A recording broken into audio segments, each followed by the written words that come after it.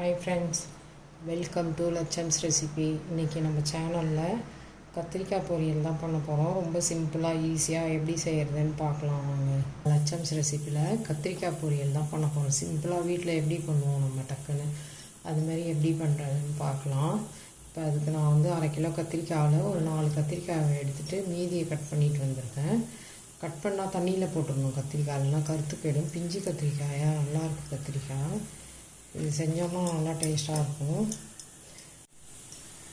இப்போ கத்திரிக்காய் செய்கிறதுக்கு ஒரு பெரிய வெங்காயம் கட் பண்ணி வச்சுருக்கேன். ஒரு 2 கொத்து கருவேப்பிலை, ஒரு பூண்டு கட்டி எடுத்து 2ஆக கட் பண்ணி வச்சுருக்கேன் முறிச்சிட்டு. இதெல்லாம் அதுக்கு தேவையான பொருட்கள். இப்போ கத்திரிக்காவை இப்போ நம்ம எப்படி செய்கிறதுன்னு பார்க்கலாம். கத்திரிக்காய் பொரியல் பண்ணுறதுக்கு அடுப்பில் நான் கடாயை வச்சுட்டேன். இப்போ அதுக்கு எண்ணெய் சேர்த்துக்கலாம். நம்ம ஒரு 4 டேபிள் ஸ்பூன் அளவுக்கு எண்ணெய் சேர்த்துருக்கேன். எண்ணெய் காயிட்டோம். இப்போ நம்ம 1 ஸ்பூன் கடுகு சேர்த்துக்கலாம். 1/2 ஸ்பூன் ஜீரகம் சேர்த்துருக்கேன். அதில் 1 ஸ்பூன் உளுத்தம்பருப்பு சேர்த்துக்கிறேன். இது பொரிஞ்சிச்சு. உளுத்தம்பருப்பு கொஞ்சம் செவந்து வைப்போம். உளுத்தம்பருப்பு நல்லா செவந்து வந்துடுச்சு. நான் பெரிய வெங்காயம் பொடியாக கட் பண்ணி வச்சுருக்கேன், அதை சேர்த்துக்கலாம்.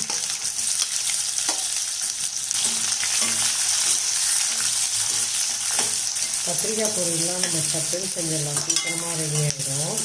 நம்ம எல்லாம் கட் பண்ணிவிட்டு சமைக்க வந்தோம்னா டக்குன்னு பண்ணிடலாம். அது கூடவே இந்த கருவேப்பிலையும் சேர்த்துக்கலாம். இது கூடவே இந்த கட் பண்ணி வச்சுருக்கேன் பூண்டு பெருசு பெருசாக 2ஆக கட் பண்ணிட்டேன். பூண்டு நம்ம இந்த கத்திரிக்காய் பொரியலுக்கு எவ்வளோ சேர்த்துக்கிட்டாலும் அவ்வளோ டேஸ்ட்டாக இருக்கும், சூப்பராகவும் இருக்கும். வெங்காயம் நல்லா இன்னும் 2 நிமிஷம் வதங்கின பிறகு நம்ம கத்திரிக்காயை சேர்த்துக்கலாம். இந்த வெங்காயம் பூண்டு நல்லா வதங்கிடுச்சு. இந்த அளவுக்கு வதங்கினா போதும். இப்போ நம்ம அந்த கத்திரிக்காய் அரிஞ்சு தண்ணியில் சேர்த்து வச்சுருக்கோம் இல்லையா, தண்ணியை எடுத்துட்டு நம்ம கத்திரிக்காயை சேர்த்துக்கலாம். நம்ம அரிஞ்சு தண்ணியில் போட்டு வச்சாதான் கருத்து போகாது கத்திரிக்காய். அதுமாதிரி வெங்காயம் பூண்டுலாம் ரெடி பண்ணிவிட்டு லாஸ்ட்டாக கத்திரிக்காய் வந்துருக்காங்க. அதை சொத்த பூச்சி எதுவும் இல்லாமல் பார்த்துக்கோங்க. இப்போ கத்திரிக்காய் நல்லா வதங்கிட்டோம்.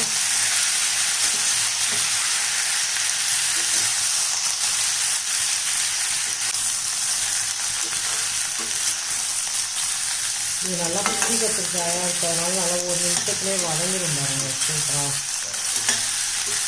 வதங்கிடுச்சுனாலே இந்த தோல் கலர்லாம் மாற ஆரம்பிக்கும் அவருக்கு, புரியுதா?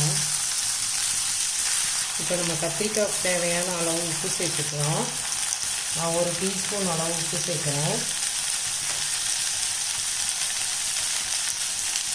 மஞ்சத்தூள் 1/4 டீஸ்பூன் சேர்த்துக்கிறேன். சேர்த்து நல்லா வதக்கிக்கலாம்.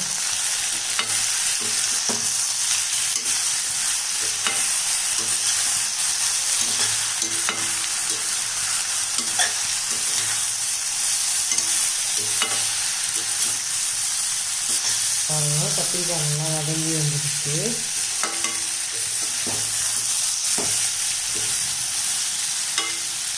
இப்போ கத்திரிக்காய் நல்லா வதங்கிட்டு தெரியுதா?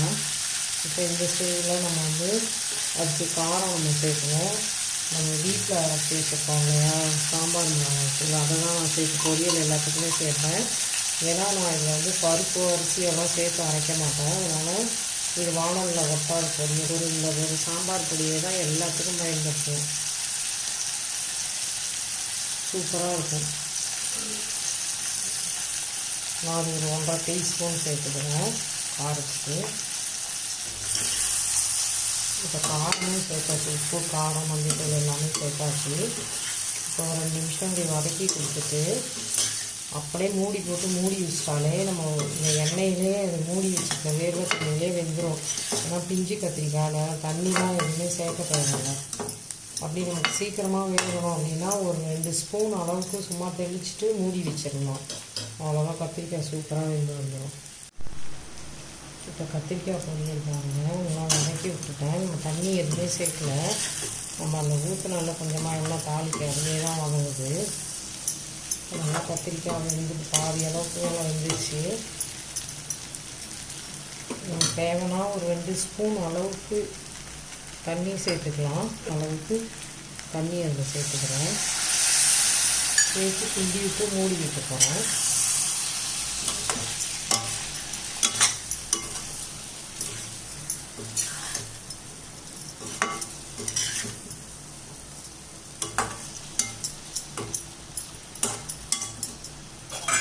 இப்போ ஒரு மூடி வச்சிடலாம். இப்போ 2 நிமிஷம் மூடி போட்டு வச்சுட்டேன். இப்போ மூடி எடுத்துகிட்டு கிண்டி விடலாம். பாருங்கள், நல்லா வெந்துருச்சு கத்திரிக்காய். சூப்பராக கத்திரிக்காய் பொரியல் ரெடி ஆகிடுச்சு. கத்திரிக்காயும் நல்லா வெந்து வந்துருச்சு.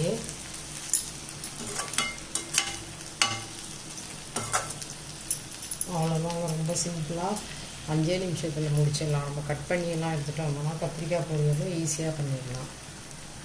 நம்ம இறக்கக்குள்ளே ஒரு 1/2 ஸ்பூன் காரத்துக்கு தகுந்த மாதிரி நான் இப்போ ஒரு 1/4 ஸ்பூன் மிளகுத்தூள் சேர்த்துக்க போனோம். ரொம்பவே சூப்பராக இருக்கும். வறுத்து நுணுக்கி வச்சுருக்கேன் மிளகுத்தூள், அதை தான் சேர்க்கப்போம். பாருங்கள், மிளகுத்தூள் இருக்குல்ல, அதை அதில் சேர்த்து கிண்டிட்டு இறக்க வேண்டியதான். கத்திரிக்காய் நல்லா வெந்து வந்துடுச்சு.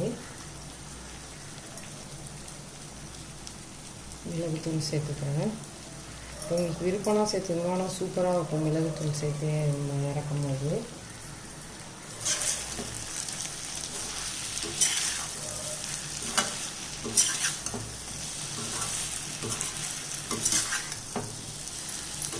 எவ்வளோ அருமையாக வந்துருச்சு பாருங்கள் கத்திரிக்காய் சூப்பராக.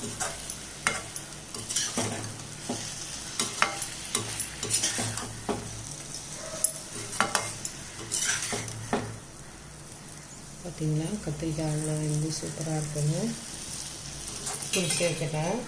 இப்படியே ஒரு நிமிஷம் மூடி வச்சிடலாம். அதுக்கப்புறம் ஆஃப் பண்ணிக்கலாம். இப்போ மிளகுத்தூள் சேர்த்து ஒரு நிமிஷம் மூடி வச்சிருந்து இஞ்சி வர ஆரம்பிச்சிருச்சு. அவ்வளோதான், கத்திரிக்காய் ரெடி ஆகிடுச்சு. நம்ம கொத்தமல்லி இலையை தூவி இறக்க வேண்டியதான்.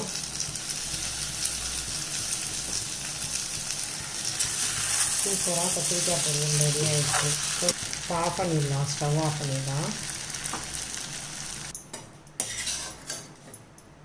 அவ்வளோதாங்க, சிம்பிளாக சூப்பராக செஞ்சாச்சு கத்திரிக்காய் பொரியல். கத்திரிக்காய் பொரியல் ரெடி ஆகிடுச்சு. நீங்களும் இந்த மாதிரி செஞ்சு பார்த்துட்டு எனக்கு கமெண்ட் பண்ணுங்கள், லைக் பண்ணுங்கள், ஷேர் பண்ணுங்கள், சப்ஸ்கிரைப் பண்ணுங்கள். தேங்க்யூ.